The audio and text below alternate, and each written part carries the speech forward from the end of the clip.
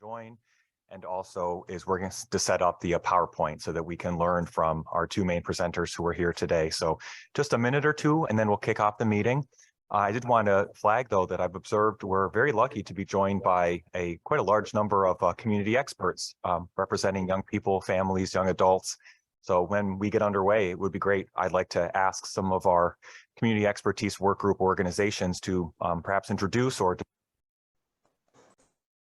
share their expertise with us.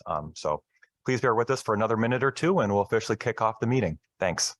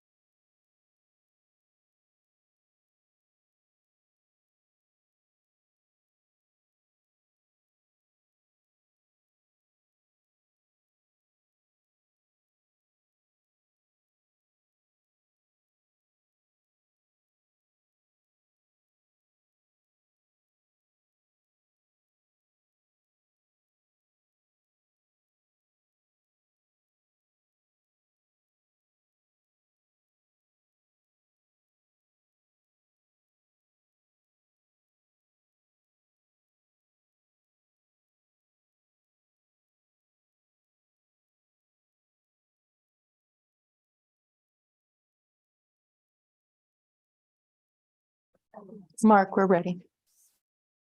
Well, good afternoon, everyone. Mark Pelka, Office of Policy Management. Wanted to welcome everyone to the May 18th meeting of the Juvenile Justice Policy Oversight Committee.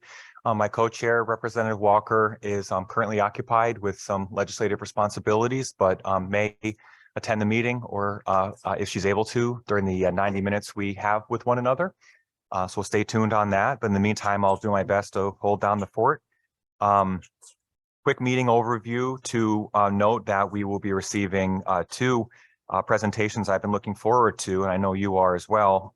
First, an update on the DCF Juvenile Justice Education Oversight Unit. Dr. Worthy and his team will be here to provide us with an update on that. Second, we'll receive a update from Judicial Branch Court Support Services Division, report out on the remaining elements required for reporting under Public Act 19-187. Touching on mental health, education of young people under their care. In a moment, we'll turn to approval of the minutes, but recognizing we're very fortunate to be graced with the presence of community experts, I did want to just ask if Connecticut Justice Alliance, or AFCAMP, or Full Circle, no, maybe, no problem. Thanks, Ileana. I believe Ms. Stone? Yeah, Stone? Center for Children's Advocacy has youth here, so I'd like to have them stand up and introduce themselves.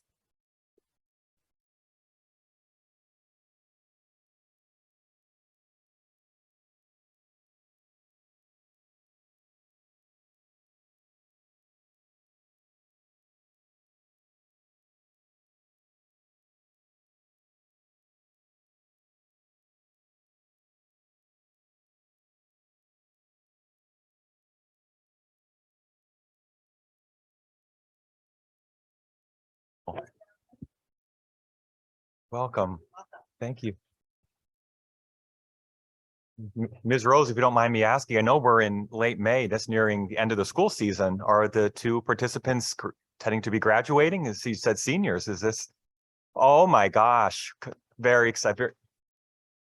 Very exciting. I get goosebumps just thinking about it and all the hard work that brought you to the stage in your life. Thank you for reinvigorating the Speak Up group and for all that you bring to helping for greater shared informed understanding of issues. That's what we try to do in this group, is make sure that we're hearing the voices of people impacted by juvenile justice and use that to guide our work. And I think the presentations today will help to advance that work further. So thank you, Martha, so much. I believe you should have received from the Tal Youth Justice Institute the draft minutes from our April meeting. I'd like to seek a motion to approve the minutes. Thank you, Director. May I seek a second? Thank you, Mr. Frassinelli. Appreciate it. All those in favor of approval of the minutes, please say aye. Aye. Aye. All opposed, nay. And any abstentions? Thank you very much. Minutes have been approved. And I know that we have a number of participants joining on the Zoom. I will open up my computer and just try to look for any hands that get raised so that our virtual participants can participate in the meeting. I mentioned a couple of the highlights that we'll be getting today, but first, I believe that our team from TAO has some updates to share. So I might turn it over for those updates, any housekeeping matters, and any other details. Thank you, Brittany, and thank you, Erica. Thank you, and welcome everybody. Good afternoon. A couple announcements from the TAO Youth Justice Institute. The first announcement is that we have an RFQ that will be going public within the next couple of days. Some of you may recall, if you've been with the JJPLC for a while, our last iteration of the strategic plan, you all approved the formation of what is called the Community Expertise Work Group to meet the request of working in partnership with youth, young people, and parents and community members who have first and secondhand experience in the justice system. TAO Youth Justice, through funding received to facilitate the work of the JJPLC, will be subcontracting with four providers. These providers recruit, train, debrief, prepare the youth and young people and community members to with first and secondhand justice involvement and experience to sit in these spaces with you all and in the work groups to really get the work done of the JJPLC. And this RFQ will be released as of May 22nd. It will be posted on the online marketplace. There is opportunity if there's any questions for you all to send questions to the identified email between May 23rd and May 25th.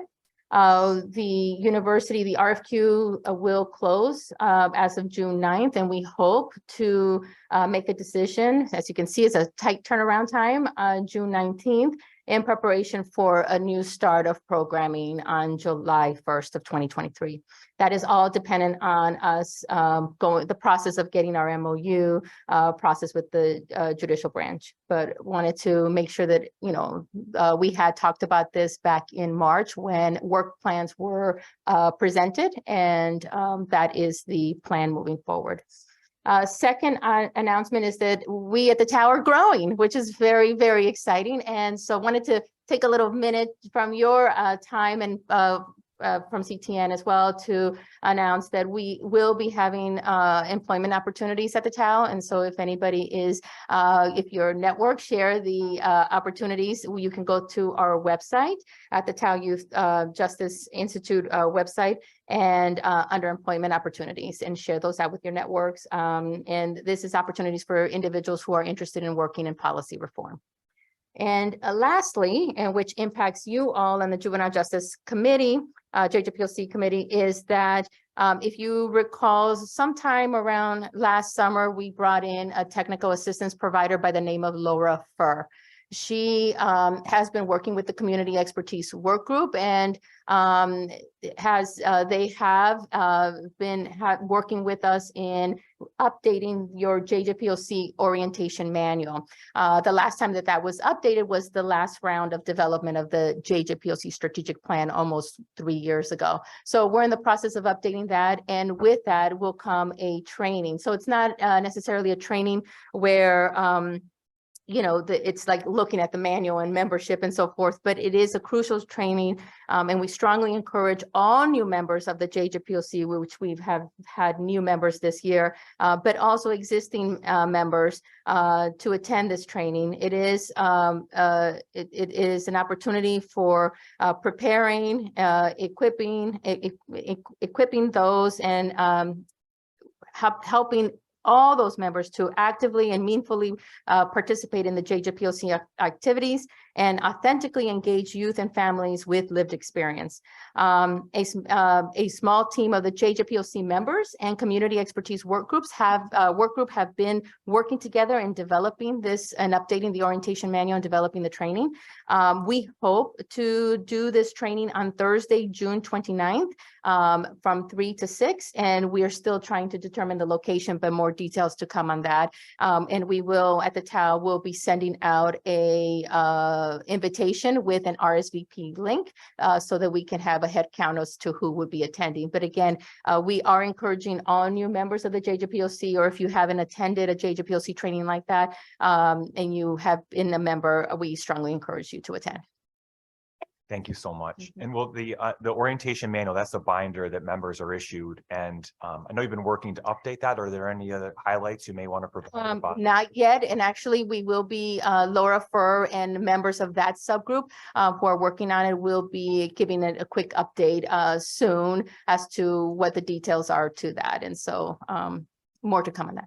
Thank you very much. So highlights, good to know the RFQ timeline. I know that was a question raised at our April meeting, and I know that's dependent on the final budget as enacted, and it's a aggressive timeline, but I think is responsive to getting that RFQ out the door and opportunity to participate in the work that TAO does on employment, and great to hear about the upcoming training. I participated in prior ones, look forward to the next.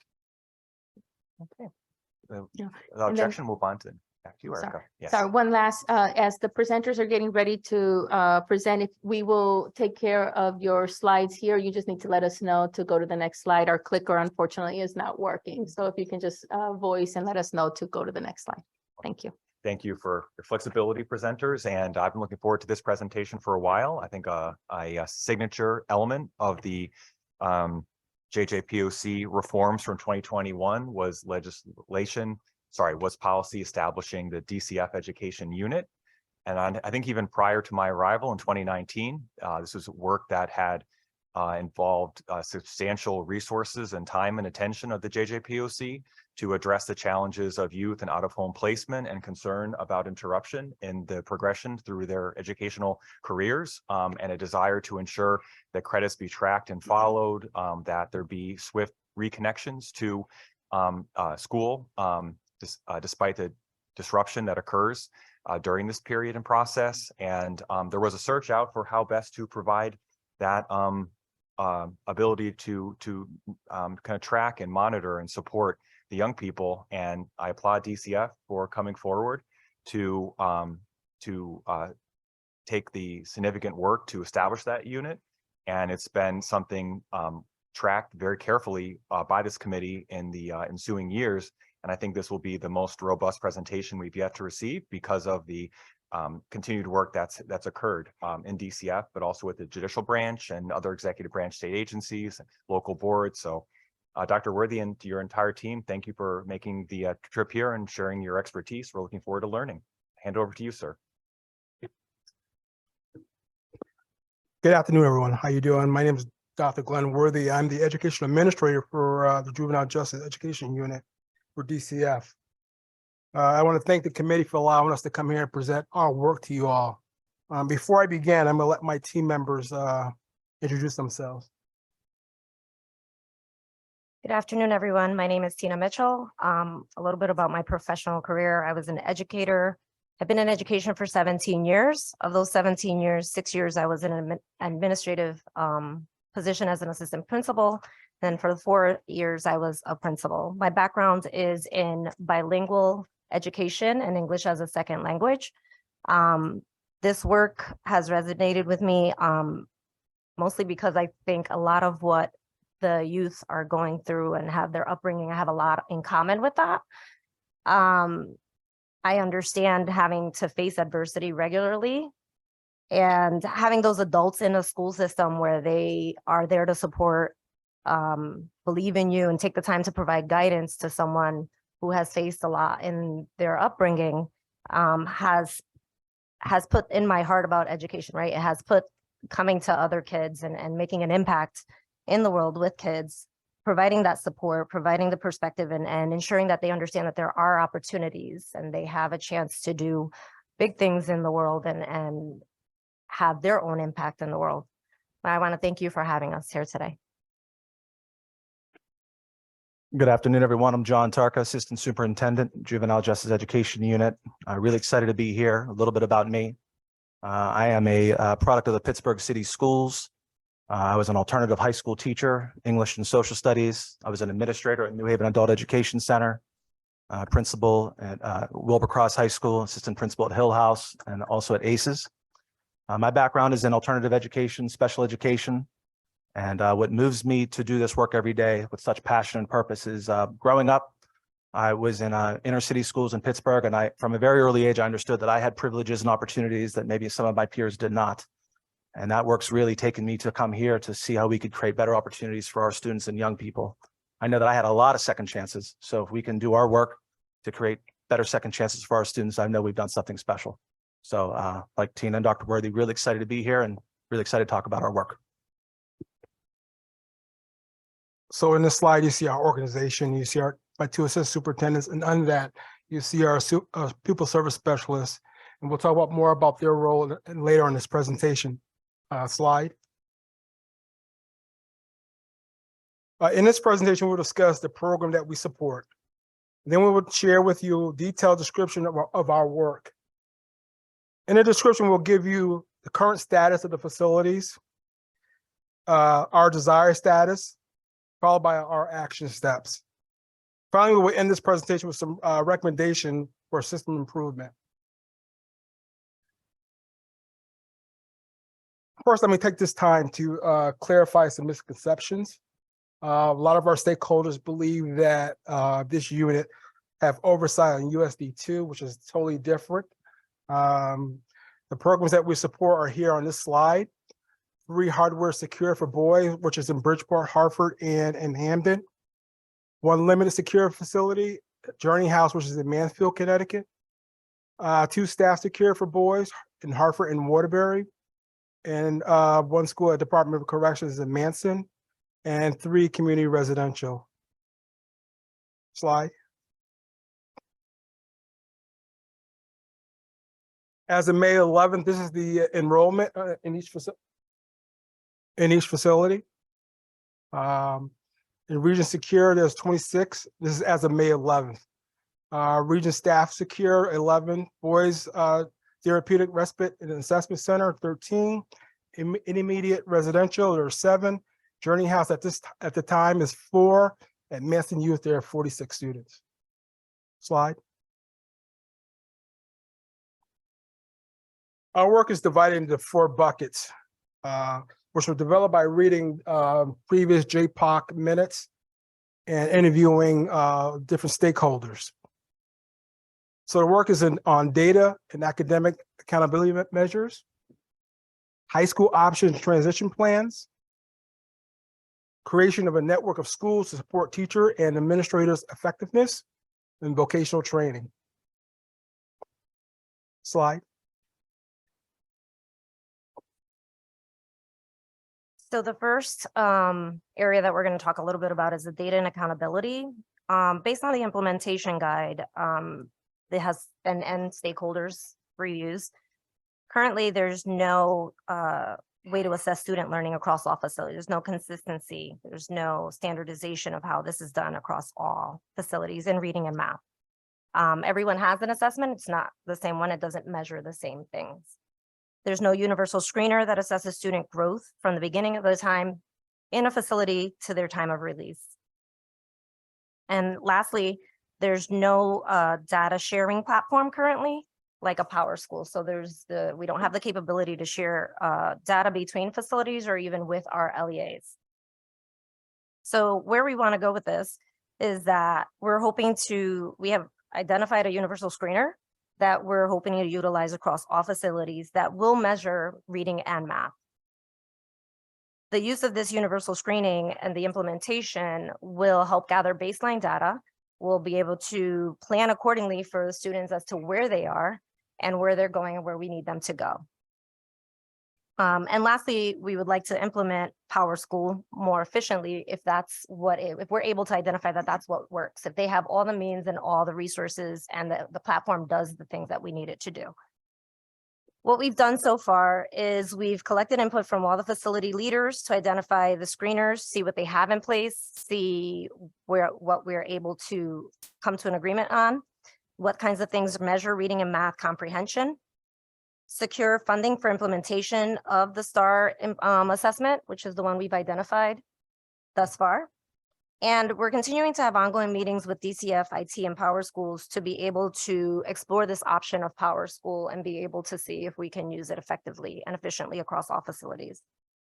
Some of the challenges, or one of the challenges and barriers, could be the funding for ongoing use of the universal screener and the overall implementation of Power School across all facilities, having the mindset that we can use it all together so it would be easier to share the data amongst facilities and LEAs, as this is already a platform that's used in school districts.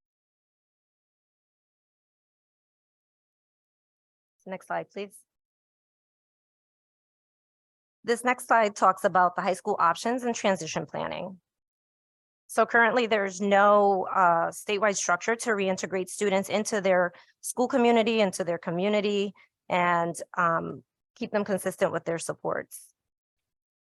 The credit recovery process, some people use virtual academy, others do other means of getting credit recovery, whether it be talking to the LEAs that the student is coming from. We also have the pupil service specialists, which we call PSSs, working in the facilities, which will help with the transition when the students come into the community for 3 months. So they start their work in the facility and they build a rapport, build that relationship, trying to get to know the student more, figure out the needs, make sure their credits are in order. And then they will be with them when they discharge from the facility and go into the communities, and we'll work closely with them for 3 months to ensure that they are successfully transitioning into the community and to the LEAs. Currently, we don't have ease to access educational records and transcripts of credit. The desired status is that we're going to meet with the liaisons from the largest LEAs and create a re-entry plan, which some of that work is already being done. We're talking with State Department of Education to try to help us with this. We do have a list that was created by the State Department of Education, and we have tapped into those liaisons, and we're trying to come up with a more structured plan on how we can ensure that students re-enter into their community and their schools successfully. Communication obviously is key. We're finding that some people are notified and some not. So all that will be part of that structured plan. The use of virtual academy more consistently for credit recovery programs. The virtual academy, for maybe some of you that don't know, provide a nice balance between virtual online learning independently and teaching access to a teacher that can provide support, whether in person, through a phone call. It's easier to get that access, and that person from virtual academy also has a relationship with the school. So he or she will meet with the school to ensure that there's collaboration and they're all on the same page as far as what credits are meaningful or worth having through virtual academy as opposed to an in-school setting. A cohesive meeting with CSSD, DOC to best plan transition and reintegration, addressing educational support. So as I said before, we're consistently trying to build upon that relationship with CSSD, DOC, and SDE to ensure the benefit of the students and their successful transition. We're also looking to establish a dual enrollment program for those over age and under accredited students, where they can receive high school and college credits. Lastly, the status that we want is legislative language that would grant JJEU access to students' educational records. So currently, our method is to get a consent form signed by the parents, which you can imagine at times can take a little longer. It doesn't stop the work, but it definitely delays at times. So that's something that would help move things along to help acquire all the information we need on each student. Some of the things we've done thus far is connecting the LEAs and district liaisons and outlining our role to any returning students that they may have, and part of our structure of our process of going through the re-entry process, which includes our PSSs and a re-entry circle. Providing professional development to staff about credit recovery in our virtual academy. We've already done that with all facilities, with our PSSs, to ensure that everyone understands the information and is able to use it effectively. And creating a partnership with our unit and Connecticut State Community Colleges to deliver workforce and educational and career readiness services. Some of these have been like Gateway to College programs and Goodwin College. And again, that goes to the overage and undercredited students. Some of the challenges, which is also pending actually, the MOU to obtain student records and not having access to transcripts could slow the reentry. So that's already in process of getting an MOU out. We've actually moved in a more positive direction. Sarka's gonna elaborate more. So the work of the pupil service specialists and aiding with the students transition, what that has looked like so far since we started is a couple of different clear examples. So Tina and Dr. Worthy and our role is, making those connections with the districts and really having our pupil service specialists who are here right now. If you guys want to stand up for a second, we want to acknowledge you too, in your work.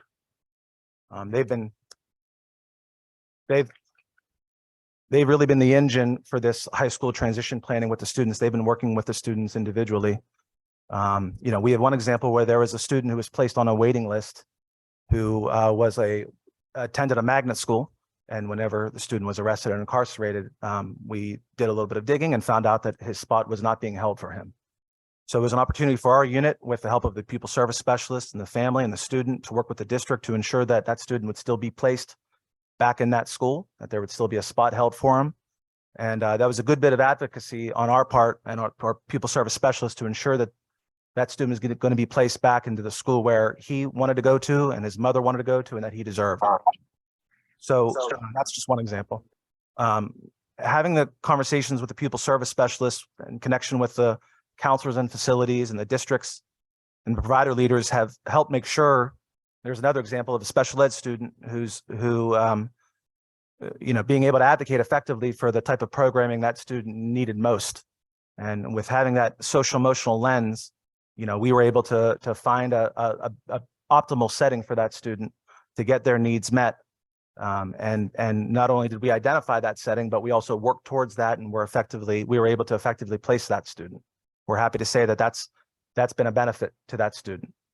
Our PSSs have been a great asset to us because they've been conducting student observations in the classroom to get a better understanding as to how the students are as learners.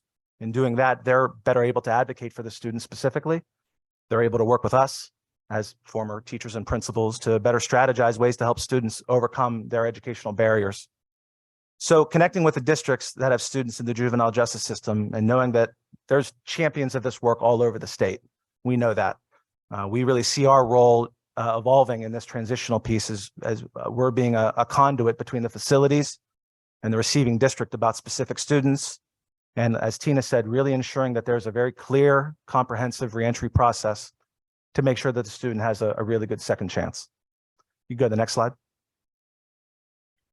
I had a quick question. I was appreciating this, Mark, that I was trying to understand whether there was a like a micro or macro level at which you operated, but I appreciate it from the pupil service specialist that there's an individual student by student outreach that you perform, as well as at the superintendent administrator level, sort of an overall tracking. Is that understanding correct, that you're both? Yeah, and that's correct, and that's done with great intentionality. We think that, going off of calling ourselves a conduit, we have staff that are working very closely with the student and the family, and there's a line of communication that enables us to speak to the district leaders in a way that we're not sure it's been done before, but we are able to really make a more efficient process for the student where previously it might not have been as seamless. Yes.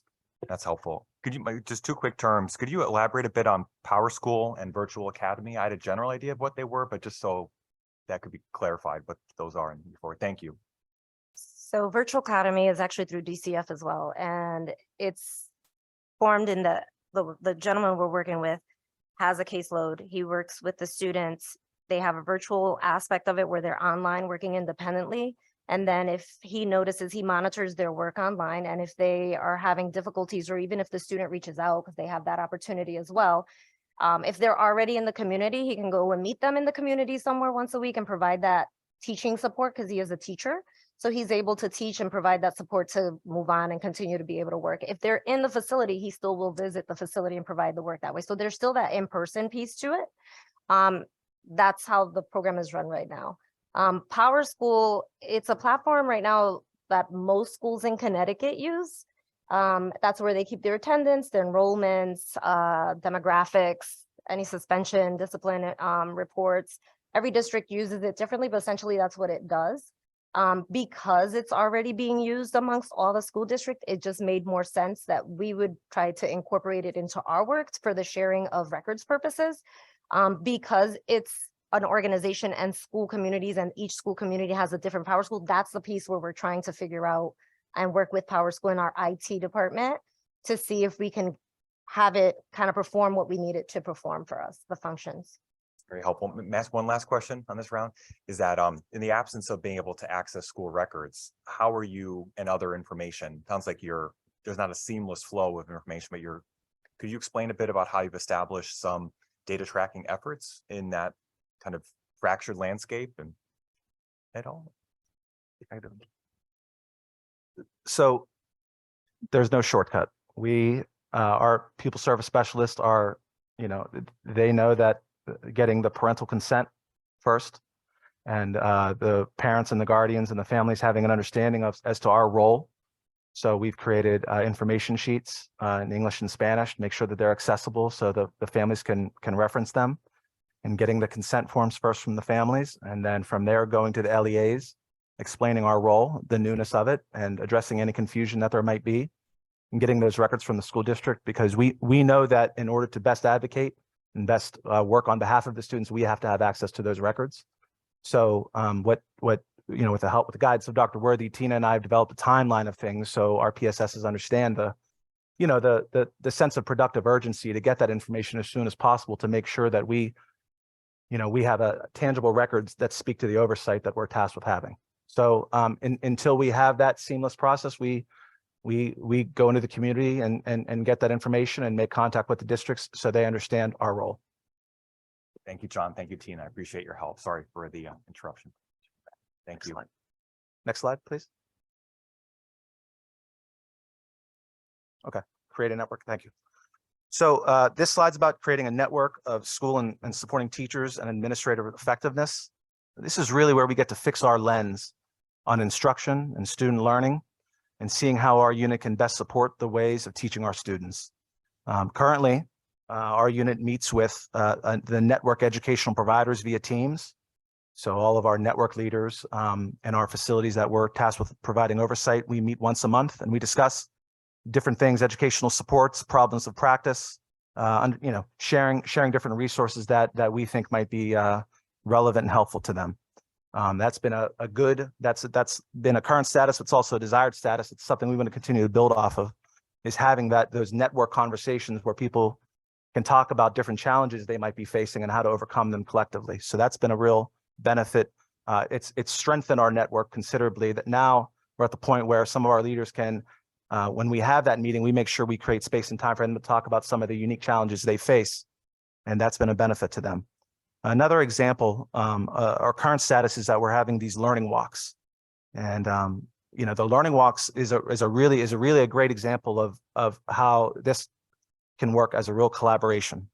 The learning walk follows a process that helps teachers and facility leaders think about what professional learning ideas and ideas and planning for future. So the learning walks are really designed to allow them to get a different set of eyes as to what type of best practices or strategies they could best support and expand upon. As I said, it's a collaborative process. And what we do is we work with the teachers and the leaders of the facilities, and we create a walkthrough tool for the learning walk that's really tailor-made and aligned to how each school approaches their instruction. From the walkthrough and the use of the walkthrough tool, the feedback we get, the feedback we collect, we make sure that is shared with the teachers and staff, because we know the importance of effective and constructive feedback can be so helpful. We hope that sharing this different perspective really help drive conversations around planning for future professional development. And when we look long term, we ultimately hope that our leaders and our teachers in the facilities will have opportunities to go on learning walks with us to help really give them a broader perspective and more exposure to how different programming, different approaches, different vocational opportunities can really enhance the students' learning while they're there, and really just to overall expand their toolbox of effective instruction. So when we look at desired status, we're doing the work we really seek to do. We're having our monthly meetings. We're having learning walks. We had one in Advanson. We had one in Bridgeport. We're looking forward to having one in Hartford very soon. We're going to continue that next year and see how it can assist in the planning, as I said. We're also interested in next year, having a survey and survey the educational staff to really further gauge instructional needs and see what we can provide from our unit as well. The challenges or barriers to this specific bucket has really just been getting people used to our faces and our work and our purpose. And once we've kind of overcome that initial newness, I think they understand that we're really there to serve them in all capacities.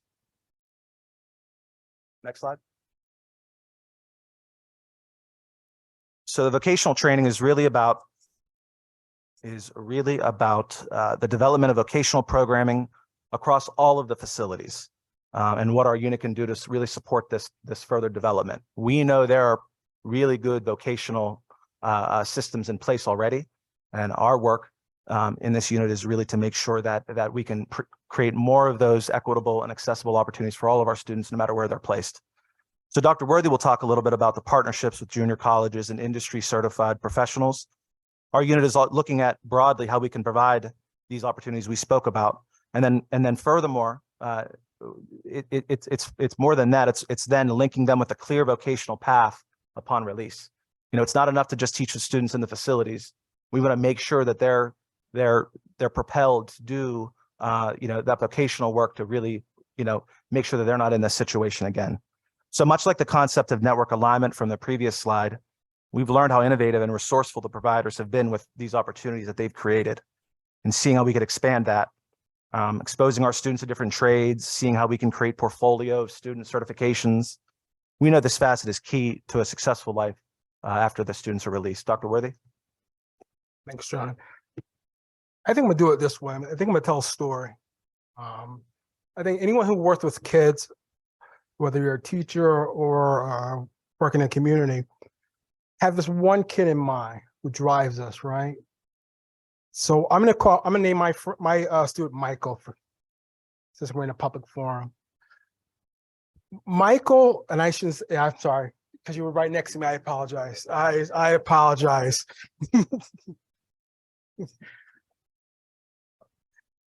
Michael's my boss too, so I don't know why you use that name, right? So Michael, John, when he was at elementary school, he had a history of school avoidance, spotty attendance, a lot of suspensions. When John got to Hill House, where I was the principal, it carried over, right? He constantly got in trouble. Was very disrespectful to teachers. I mean, he was just hard to deal with.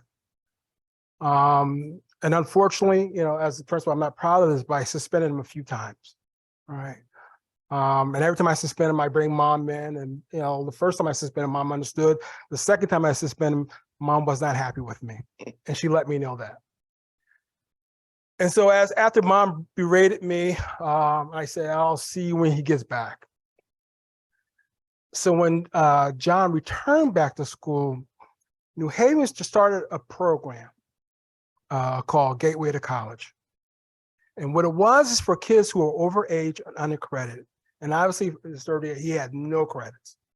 So we worked really hard because you have to have a minimum of 12 credits to at least get into this program.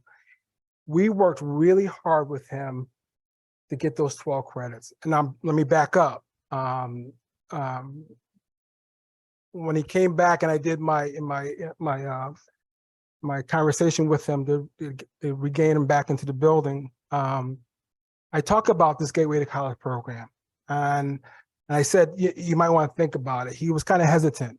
So I drove him there. I met with the staff. He tells the story. Excuse me. So I drove him there. He got his 12 credits, and I made sure anybody who saw him in the hall, nice job. Make sure they knows that he's going to class, because I want to make sure that he gets this 12 credits. Because I know once we get him in another setting, I know he'll do well. So he did that. The following year, he went to Gateway to college and thrived. Thrived. This is not the same kid that we know. He graduated. As far as I know, he was still continue at Gateway because he wanted to get his associate's degree.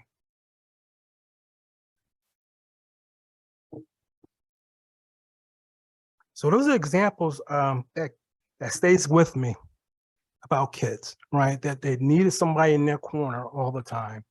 And so I have this vision that the community colleges in Connecticut need to play a better role, a bigger role in this reform.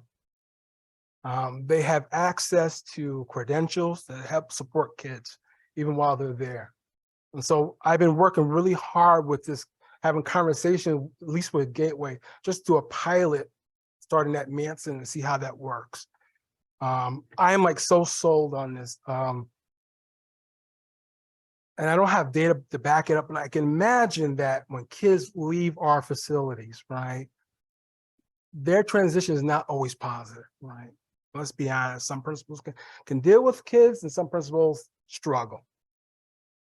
And if I think if they're in a space where people are accepting of them, they're going to do a lot better. And that's why in my mind, I really want to develop this Gateway to College program for our kids. So that's my story. Finish this up then. So I'll throw it back to you. So Dr. Worthy and Tina and I talk about that student a lot. His name's not Michael or John, but we do talk about him because that's really Dr. Worthy's vision. So with that in mind, the action steps moving forward are really seeking to create an advisory group consisting of stakeholders and industry professionals to really help have many hands in the development of this, expanding those vocational opportunities across all facilities, and developing something of an implementation plan that encompasses the partnerships we're seeking to create. One of the barriers we're seeing so far is funding and also understanding that there's limited instructional time in some of these facilities as well. So the partnerships we have developed with our provider leaders and seeing how flexible they are and how flexible they can be is an area that we're always looking to expand upon. Next slide. So not only are we doing the work, we also want to hold ourselves accountable to ensure that we are following through with all our work and what we want to do.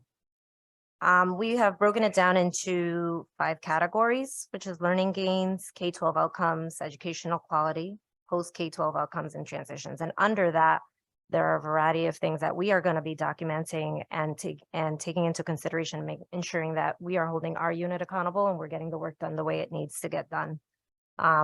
Obviously, under learning gains, it's the reading and math assessment that I talked about earlier.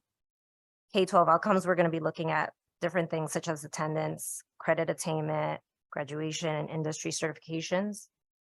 The learning walks are a big part of our accountability measures for our unit.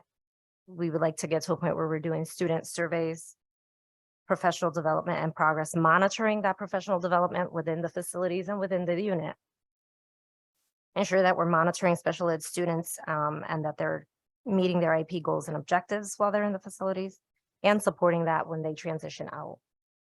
As well as our English language learners, ensure that they're receiving services and getting appropriate modifications and supports as needed. Our post K-12 outcomes are obviously post-secondary enrollment and any employment that's obtained. And how we're going to monitor and hold ourselves accountable for the transitions is the frequency of the contact between the PSS and the students, and the transitions and reentry meetings that we talked about also earlier in the presentation. I'd like to add that we're supposed to do quarterly reports to this committee. And so these are the metrics that we're going to be presenting to you all.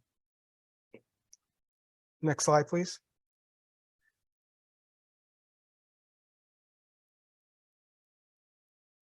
And so here are the next few slides are centered around the recommendation for system improvement.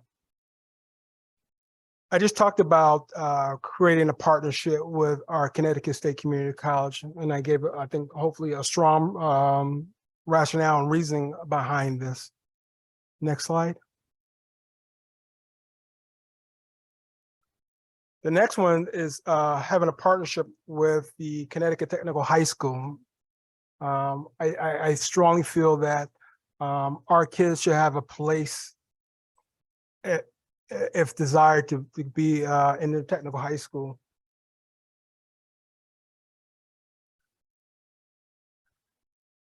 So the last recommendation for system, we talked about Power School. We talked about the reason why we need Power School. We talked about STAR assessment. The last one is, contractual services for juvenile justice populations to contract with providers to help with vocational training. Thank you, sir. And I'd missed that. Representative Nolan had his hand up, my oversight. Sir, is your question still live? I hope it is, sir. Sorry about that.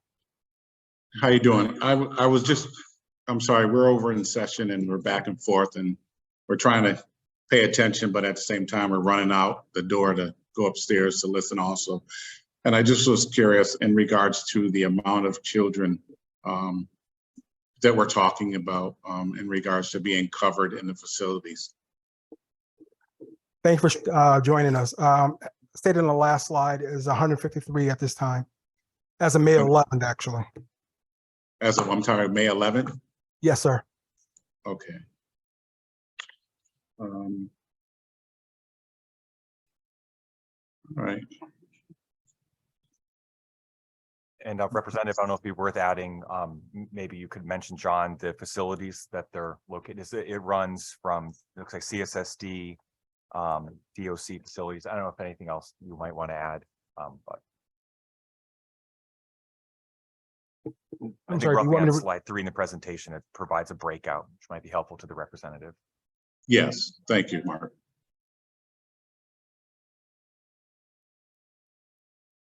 Dr. Worthy, back to you, I think.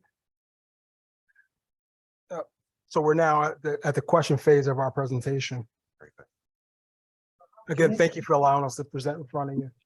And Rep. Nolan, do you have anything further to ask? Sorry, thank you so much for making time. I know your commitments in the House. Yeah, so Representative Walker's going to come over because our computers are acting up over here. Wow. So we're trying to tag team at the same time. Sorry, Tony, I voted. Thank you. Okay. Sorry, I apologize for the chaos, but we're trying to whatever. Thank you guys for your presentation. I'm sorry that I did not see the whole presentation. And I did hear your answers to Representative Nolan. You said you had 153 students. Is that just in DOC or is that DOC and in CSSD? Yes, ma'am, it's both. It's both. Okay. And so when you work with the kids, you created packets for them, like not packets, but files. And those files are filled from materials that you received from the original school that they came from? That's correct. It's a combination of both. It's a combination of the records that we acquire from the sending district. It's the students, their special education, their IEP. It's also some very specific goal setting that our pupil service specialists conduct with them relating to their academic goals, their transitional goals, things like that. Because again, our PSSs work with them while they're still in the detention setting, and they transition with them to a step down program and then also to the community as well. So that's largely what consists of the student's file. So when you do the IEPs, do you do it with the families, or is this just a copy of the IEP that you have with the students? We get consent from the family to access the records from the school district, so they're aware that we have access to it. Okay. And it's just another supplement to understand the student as a learner. Okay. And the IEP is used as a factor in doing the goal setting for success for the student. Is that correct? Yeah, yes, again, but yes. Okay. Correct. Of the 153, how many of the kids would you assume, or would you guesstimate probably have learning disabilities from the packets that from the information that you've received from the schools? Do you know? Madam Walker, I'm not sure if I have that information, but I'll look for it for you and get it to you. Okay, because I don't want to guess because I don't have actual data. Okay. All right. I think that's one of the things that many of us have been looking at is when they do get placed in some of the facilities is trying to get them the training or what is necessary for them, because many of them have been identified with learning disabilities, but we haven't been able to really get the details on it. So I think that would be really critical for us to find out, because if they do, we need to make sure that the districts are paying for their educational costs that are necessary for them to get the appropriate supports that will help them be successful. And when you are at Department of Corrections, do you work one-on-one with the students there, or do you work with them in the classrooms? And how often have you been able to work with them?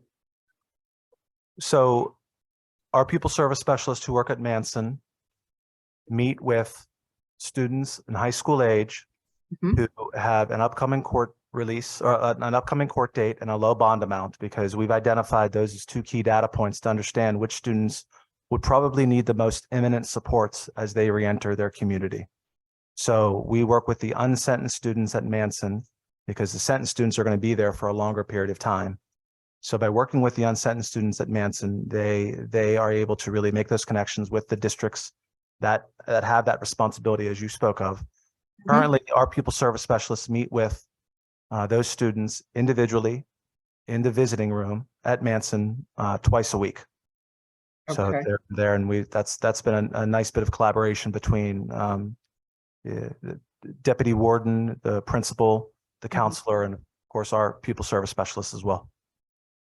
So the ones that have longer, who have been sentenced and have a longer staying time, how do you work with them?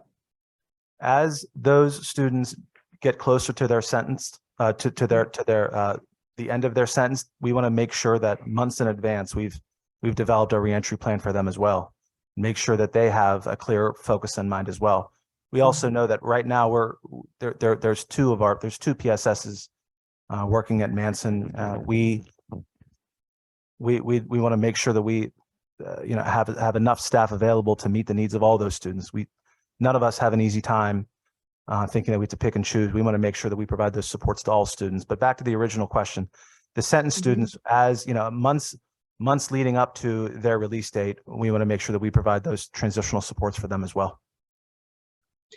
I think, yeah, I'm glad to hear that, because I think the ones that do have a sentencing that obviously is going to retain them for quite some time, that gives you sort of an opportunity to innovate your program with them and get them the skills necessary so that when they do matriculate back into the community, you're going to hopefully get them into a more successful circumstance. So I hope that is the next phase. So how many students are you working with at DOC, and how many students are you working with in the regions? So at Manson, there are 46 15 to 17-year-olds. 46 15 to 17-year-olds. Okay, and you've got 2 staff members working with that population Right now, yes. Okay, and with the regions, how many students do you work with over in the regions? So the regions number really is populated by, as students are given their treatment plan from Hartford or Bridgeport, the program leaders notify us, and then they are assigned to one of our people service specialists. So Tina's going to give a figure. I didn't hear her whispering. Tina? Currently it's about 20 roughly. That's in Hartford, right? That's Hartford, Bridgeport, and Hamden and Hartford CBA. So you're working with 53 in Manson and 20 in the regions? 46 in Manson. And 20 in regions. And the remaining number of the 153 are the students that you're working with that are not sentenced? Correct. Okay, all right. Are we finding areas where we're challenged with any of the population that we need to help with, like shortcoming staffing, supplies, or any of those things? Are you having any difficulties with any of that? That you could tell us that maybe we can help with?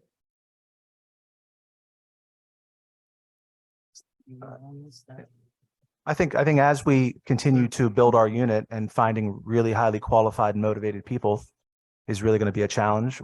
We're always looking to see what other champions we have to add to our unit right now. So as we like we've talked about, we really want to make sure we get to support all the students in the system. So nothing in terms of tangible resources that we need, but we're always looking to find more people to bring on to help do this work. Okay, thank you. I apologize for rattling all these questions off in a short period of time, but that's just the way it's working with us right now. I would really like to know more about the special needs kids or learning disabled kids and how we can make sure that we affect the services that they need.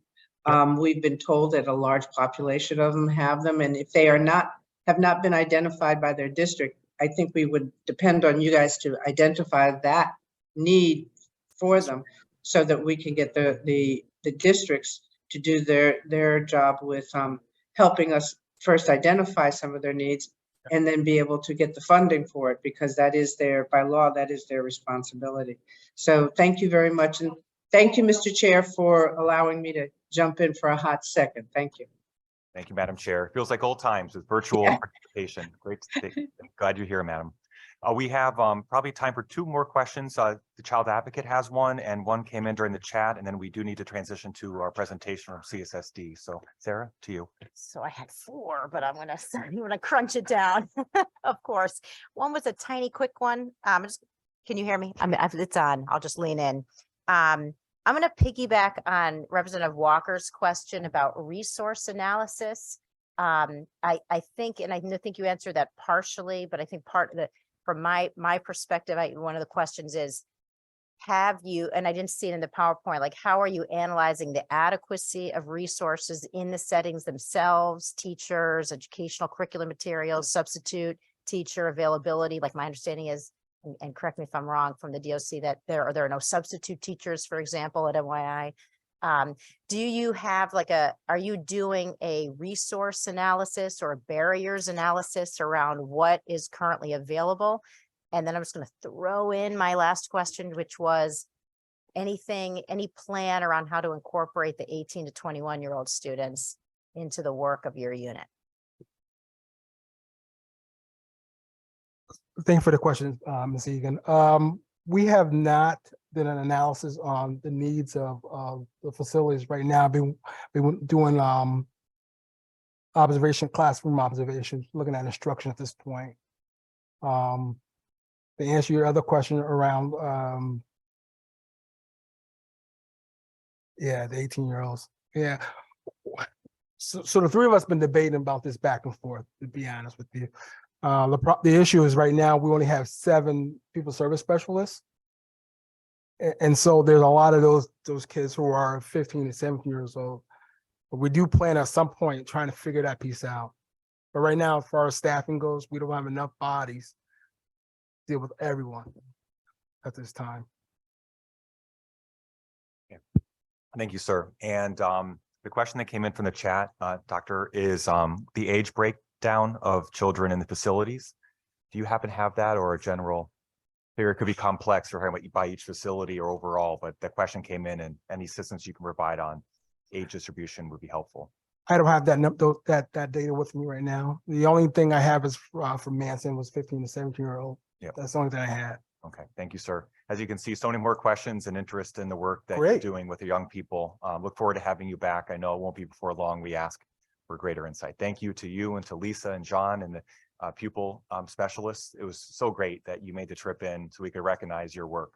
And speaking of recognizing, while Kathy Foley-Guide from CSSD gets set up, I recognize Amy Vatner's in the audience, and I had mentioned a bit of when I came in and began seeing the work of the Education Committee, and I believe you co-chaired that committee with Representative Porter.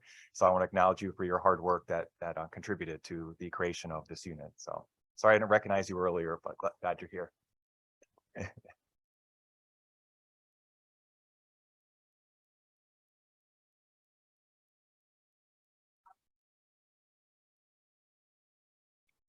Mm-hmm. Mm-hmm.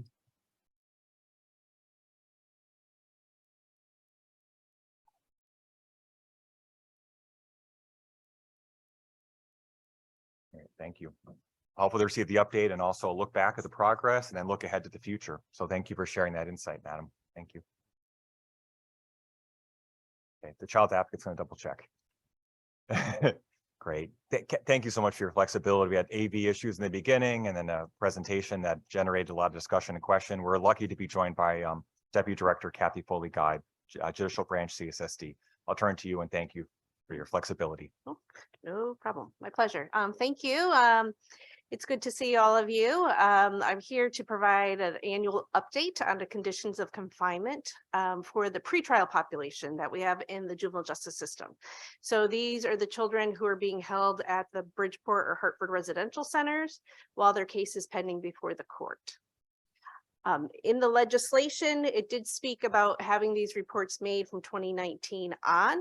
The 2019 report actually was presented to the incarceration work group at that time. And then since then, with the pandemic, the 2020 session didn't happen. And then the reports just didn't get filed for 21 and 22. So I'm here to provide an update on all 4 years. Okay. So I'll be going over the pretrial population, what their education needs, mental health concerns are, and then physical and safety interventions that have occurred to help that population. Next slide, please. Okay, so in terms of pretrial admissions, you'll see that in 2019, we had over 1,000 children under the age of 18 who were charged with a delinquency offense admitted into our pretrial detention centers.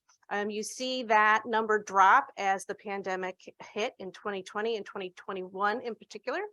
And then as 2022, as we're coming out of the pandemic, you'll see that the population increased. From 2019 to 2022, it was a 45% reduction in the number of pretrial admissions to the centers. Next slide.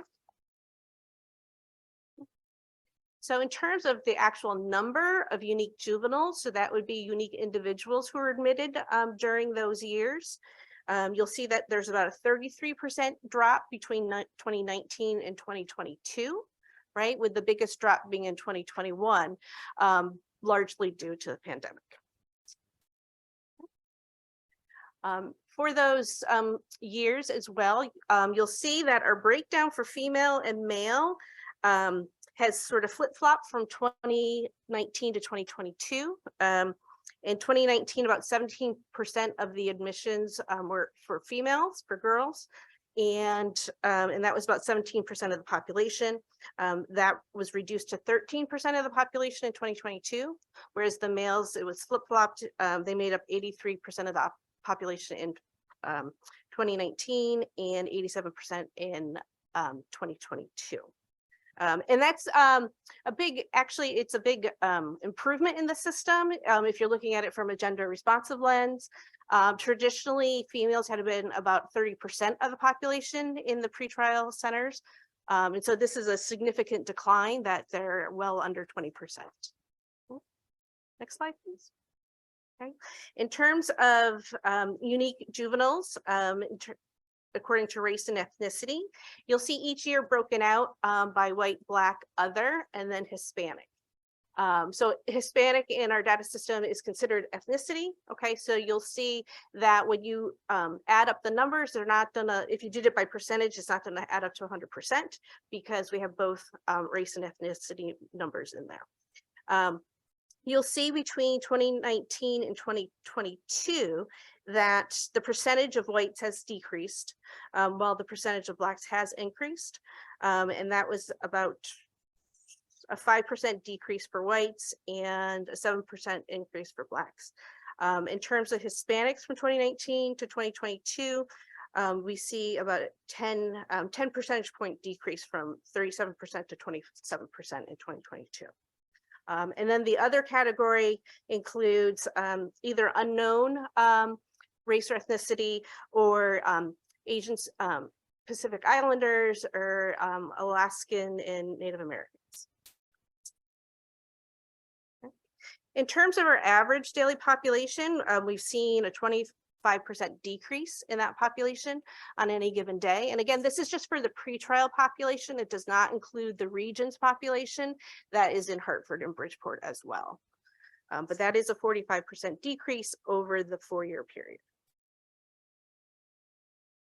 In terms of our length of stay, as the pandemic surged, we certainly saw youth staying longer, but that number is starting to come down again in 2020. It's comparable to what we saw in 2019.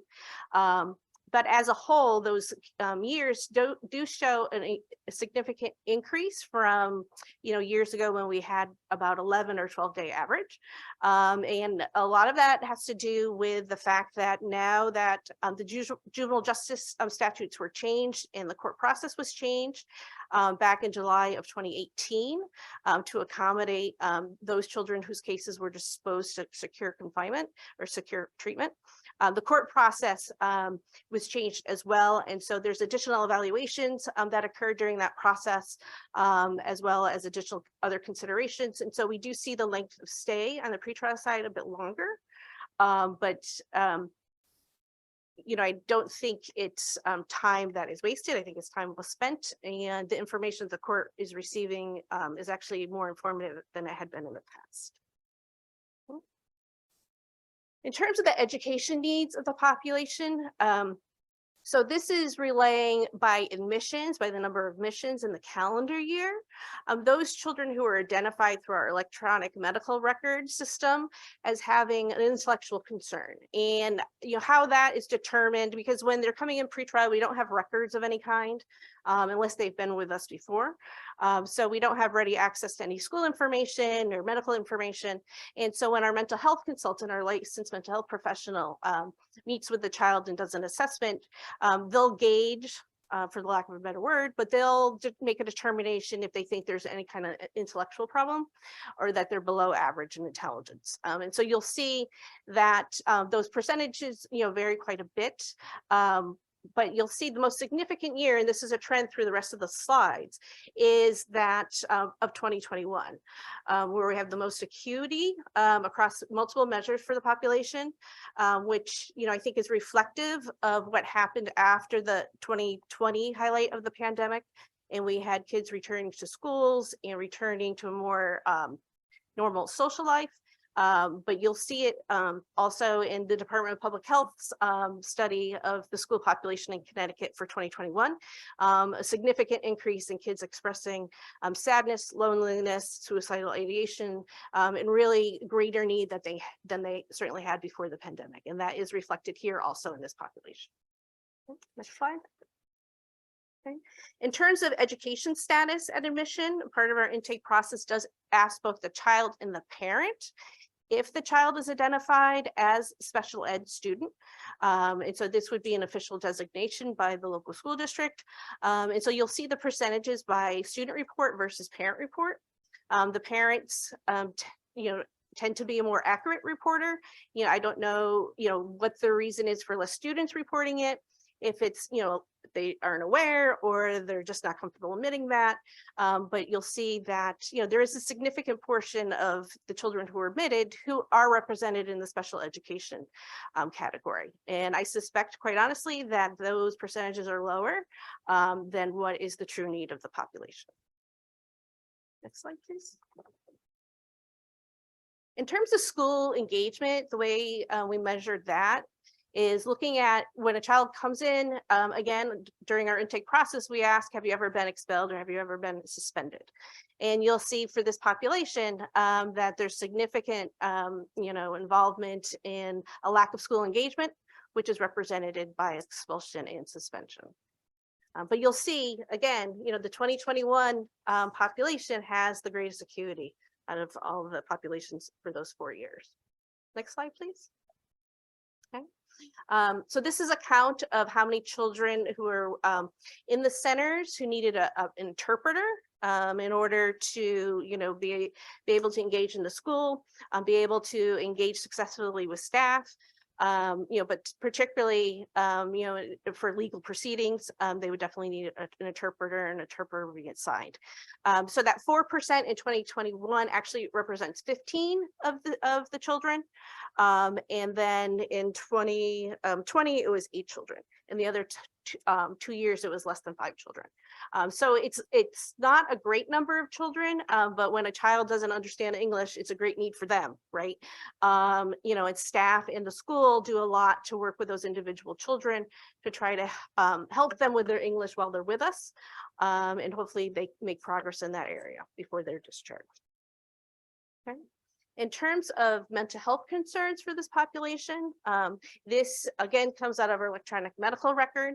And you'll see that there's significant percentage of the population who are admitted into the facilities do have some sort of mental health concern. And the way this is measured, it's that they've come into the facility with a diagnosis already. That the mental health clinician or psychiatrist or medical doctor, the pediatrician, have been able to discern either through calling other providers or by report of the child or the parent. Next slide, please. Okay. In terms of suicide ideation, what's represented here is the number of unique kids who are put on what we call suicide watch or constant observation. We're very vigilant, hyper-vigilant around suicide risk for the population who come into our centers. You know, research shows that this population, anyone who's incarcerated, has a higher risk of suicidal behavior. And so in terms of suicide watch, the way that we identify that is if a child is actively expressing any kind of ideation or any kind of behaviors, whether it's gestures or cutting or anything like that, we put them on a status called suicide watch. And essentially, just like any other kid in the facility, they are observed while they're outside of the room every 15 minutes. They're always with staff. But when they're in their room, they're checked every 4 minutes. And so we just, you know, keep as close a watch as we possibly can on them. When children are admitted, if they're not actively expressing any kind of ideation or just exhibiting behaviors, we typically will put them on what we call mental health watch. If they have any history of being in any kind of treatment or any kind of history of psychiatric hospitalization or ED visit, or making passive statements about, yes, in the past I've thought about hurting myself, or, you know, I tried to kill myself. So we put them on a status called mental health monitor. Again, you know, we would watch those kids while they're in the room every 4 minutes, and the staff watch them outside of the room every 15 minutes. But it's, again, just we're very hyper vigilant on child safety. And so, you know, we just take every measure possible. If a child was on suicide watch, though, if they had to be in their room because of a disciplinary issue, then they would be on what we call constant observation. Okay. And the constant observation status is that the child is always arm's length away from a staff member, okay, at all times. Whether they're in the room or outside of the room, their staff is always an arm's way, a length away. So you'll see, you know, there's a very high percentage of the population that are on suicide watch, and a significant percentage of the population that, you know, does end up on constant observation at some point. Though, you know, the numbers hopefully trending down. We'll see what 2023 brings, but we do take the matter very seriously. Next slide, please. Okay. In terms of suicide attempts, and you know, the way we define that, if someone's made an active gesture, and typically that's in the form of they may have tied something around their neck, whether it could be their shirt or their pants, for example. Again, it's typically, you know, we already have that child on a status, so staff is right there. They're able to intervene. And, you know, the matter gets addressed and the child is seen by mental health. If they need to go to an emergency department, that they will. But typically we will manage the child in-house with our staff and our mental health consultants. We are very well resourced so that we're able to manage most situations within the facility rather than having a child go to an emergency department, because typically what happens is that they will sit there for hours with 2 staff waiting to be seen, and typically the disposition is that they should just return to the detention center. Okay, it's very rare that a child is admitted to the hospital from the emergency department. We can manage them successfully in the facility, which is good on the one hand and which is not so good on the other hand, right? They're safe while they're with us, but, it's an indicator that they need more than, mental health treatment that then can be provided in a pretrial setting just because of the legal situation.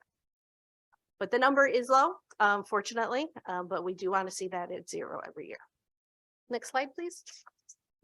In terms of physical interventions, this is anytime staff would put a hand on a client, okay?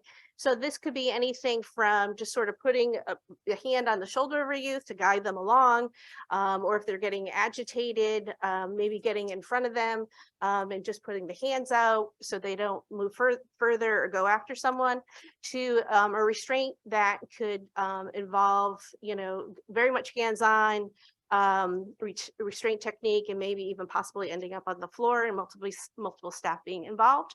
But the largest percentage of interventions are just very light touch by staff. It's a very low percentage of restraints that do end up on the floor. What I find most interesting about this slide is that the percentage is pretty consistent, right, across the 2021 versus 2019 and 2022, where 2021 we had the most acute population, right? And yet we're able to see that physical interventions weren't used as much as one would think they would be used given the acuity of the population. So I just find that very interesting. I think that has a lot to do with the staffing, the people we have working with us, and our movement into using dialectical behavior therapy with the pretrial population, which has been slowly being introduced over the last 2 years. Next slide, please. The primary reasons for physical intervention is a client's being disruptive, maybe refusing to go somewhere, the situation escalates and staff have to either guide them or, go fully hands-on to move them out of an unsafe situation.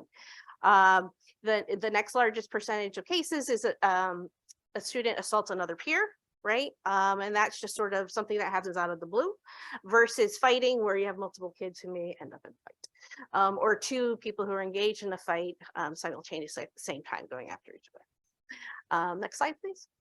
Okay. In terms of mechanical restraints, for 2019 and 2020, we did not have any instances of using mechanical restraints, and that would be handcuffs. You'll see in 21 and 22, there were a few instances.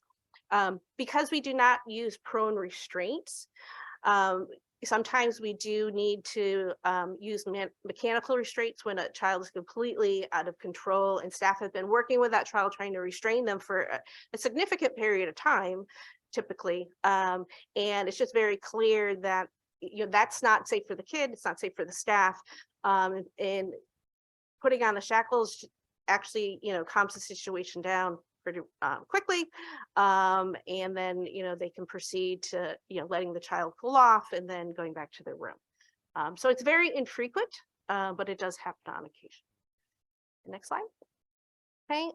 In terms of time in the room, some of the youth do spend time in the room either because of disciplinary issues, or because of safety, right? They're being unsafe. They need to be in their room for a period of time to cool down. You'll see that the number of hours in the rooms has decreased over the years, and we're trying to get that down, certainly to 0, but certainly I think to no more than 1 hour in a room to cool off. And our DBT implementation will help with that. I expect to continue to see that number go down, and the average number of hours plus the utilization to go down at the same time. So that's the presentation for today. That's the data from the last 4 years. Are there any questions? Kathy, any questions? Erica? Just a quick clarifying question. So the physical interventions and the mechanical restraints, do the numbers and I know one's a number, one's a percentage, but the mechanical restraints, is that included in the physical intervention? Yes, it would be. Okay, because it just looks like there's a bigger number in mechanical restraints for that 1 year, but it's still pretty low in the percentage. Right. You know what I mean? Yeah, so it's all incorporated. That would be one type of physical intervention. Okay, thank you. Child advocate, Yeah, Sarah? I just wanted to see if anybody else did first since I already talked. Why don't you go ahead and I'll take a look. Okay. So Kathy, thanks for that. A lot of good data in there. Just wanted to go back to the slide on the suicide watch and constant observation, right? Because as you noted, those percentages of kids on suicide watch and CO are pretty high. Can you talk at all, especially for folks that may not be as familiar with what the, those slides speak to the observation of the youth. What are the mental health interventions, assessments, and any programming, especially on the pretrial side, that are brought to bear to support youth while they're there pretrial?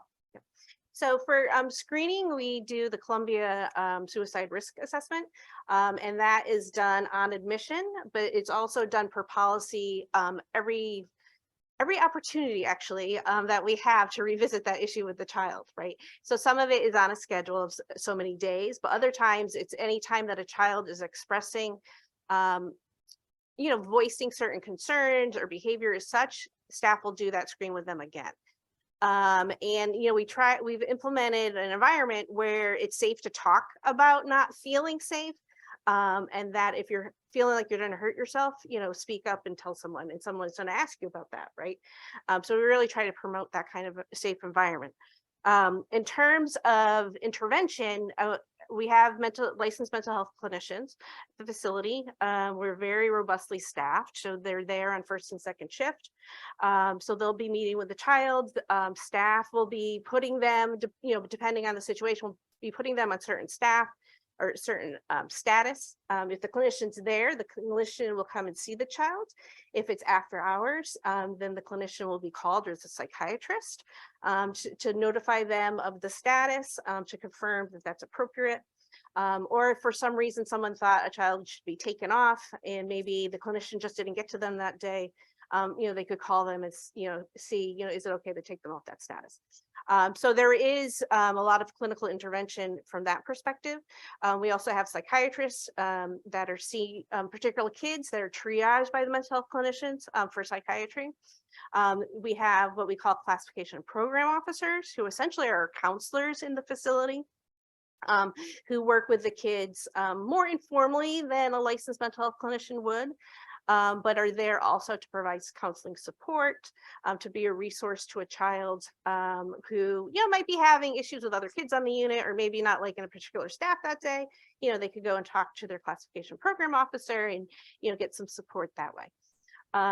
Certainly if we had any concerns about a child that we thought they need to be hospitalized, we would certainly do that, through the consultation with the psychiatrist. Typically, again, we don't end up bringing kids to the ED. If we really think a kid, has been with us for quite a time and their behavior remains acute, right?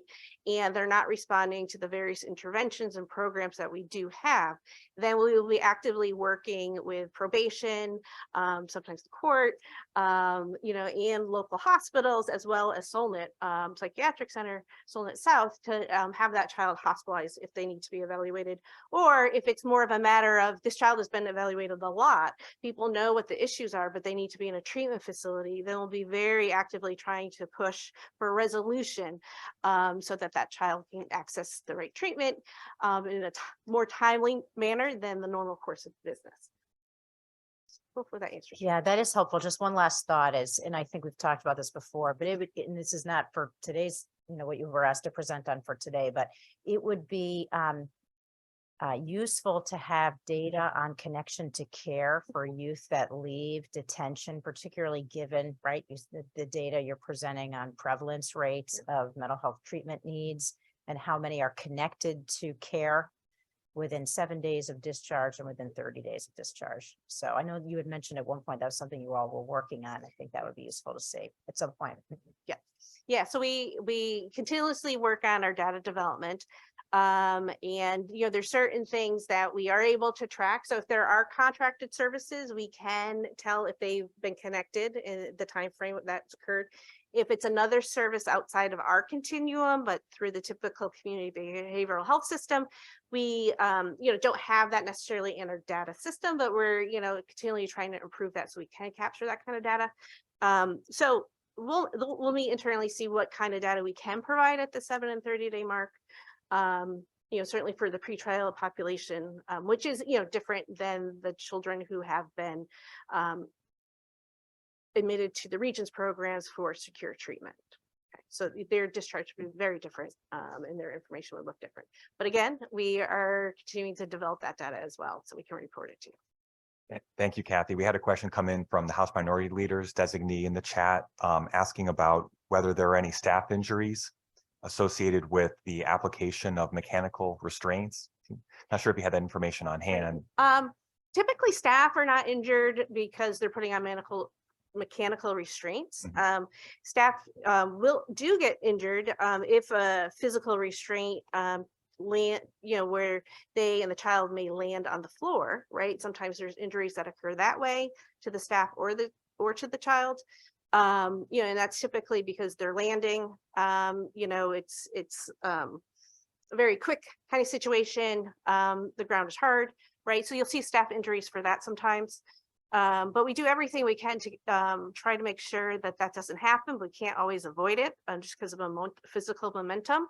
But certainly if we have a child who's on the floor banging their head, we put blankets under their head, and we try to avoid people ending up at the floor as much as possible. We want to keep our staff just as safe as the children. Yes.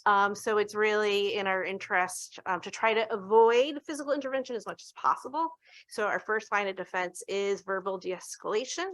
And with the introduction of some of the DBT components, I anticipate that the use of physical intervention will also decrease more than it has, to avoid those kind of hands-on situations. Thank you. May I ask one final question Yep. concerning for the use of physical intervention by calendar year? Why did you select % of the youth who received such an intervention as opposed to the number of incidents? Is there any methodology? Why you select that methodology? I know you had multiple ways to. Yeah, I mean, there's certainly multiple ways. I can certainly provide you the incidences. Yep. I just chose to show that, what percentage, because, I think people might have a perception that there's a lot of physical intervention going on, when in fact there isn't. And, so that was the message I wanted to get across. But if you want the incidences, I can certainly provide you those raw numbers. Be helpful. No, it helps. It's helpful to think about different ways to convey complex information in a limited presentation. Yeah. Great. Well, thank you for that. Oh, good. I lied. I guess I said one final, just a clarifying one that gnawed at me was early in the presentation, you referred to pretrial population. Did it remain pretrial throughout your presentation, or did you also provide data on post-adjudicated youth? It's pre-trial. We might have had a couple of Regions kids slipped in the numbers, but it's really representative of the pre-trial population. Thank you. Thank you so much. If I could just add, Please, of course. The interesting thing about the Regions population of physical interventions, there's very few physical interventions with the Regions population because of our implementation of all the components of DBT. So we find that there's very little hands-on with those kids, and they end up spending very little time in their room, just enough time to process a situation. And so we've just had great success with DBT, and I hope to have some of that on the pretrial side as well. Thank you very much, Kathy. Appreciate it. Thank you for the presentation and your flexibility. We learned a lot from it today. And apologies for running long. We had to cram a lot in after the minutes we lost in the beginning because of our AEB issues. So I just truly appreciate the members' flexibility. Erica, my turn to you. Sorry, one announcement, or two announcements, excuse me. Our next JJPOC meeting is June 15th. For that particular meeting, we will have a diverse representation of nonprofit organizations coming here to do a panel dialogue, not presentations like you typically see, but we would love to have a dialogue between the nonprofit organizations and the JJPOC members. So if you have any specific questions that you would like them to respond to, please send that over to Brittany and myself as we are working these next couple of weeks to prepare for that. And we have a very diverse representation from ROCA, Compass, Project Longevity, CPA, and CJR. Thank you. Thank you. Hopefully we Thank- can find a room with maybe that oval shape space if Yeah. possible. I know it's out of our hands, but Yeah, thank you. and then the last thing is the DCF does have for their presentation, several extra copies of their Oh, presentation next to great. them, so feel free to collect some of them. Thank you. Like to make a motion to adjourn the meeting? Thank you, Director. Second. Thank you, Ms. Bromley. Okay, meeting's adjourned. We'll see you on June the 15th, Thursday. Thanks, everybody. Thank you, Tal.